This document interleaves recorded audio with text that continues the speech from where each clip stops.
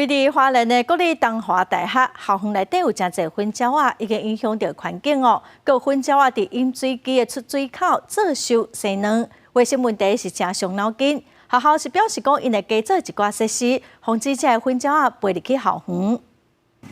花莲国立东华大学理工学院4楼饮水机最近，互学生发现有一只粉鸟伫出水口生卵，佮加真侪草仔来开始孵卵。同学拢表示真关系，因为校园粉鸟数量伤过多。鸽子就是到处乱飞，连教室都会去，然后我觉得饮水机前可能也不太意外了。他会担心这饮水卫生问题啊，就不要在这边装水就好了。不过，粉鸟排泄无强调细菌，学校赶紧将教授刷走，也在各学院饮水机出水口设栅栏，防止粉鸟个进入。我们一直在防治它，所以他也去找了一个，也不得已找了这种像饮水机这种栖息的地方。它如果可以在栖息在冷气上面、屋檐下面，它也不会跑到饮水机。饮水机人太多了。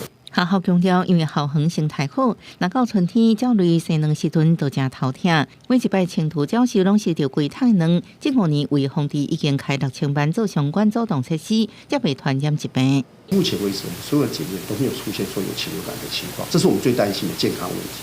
第二点上就是生活上的困扰。第三类就是有的人看鸽子在天上成群这样飞，觉得不好，可是有些人会觉得 OK。鸟鸟协会是表示，这粉鸟其实拢是人饲的品种，后来伫野外互人饲惯时，专门找有食有大所在做秀，莫去家饲，数量才有可能减少。记者综合报道。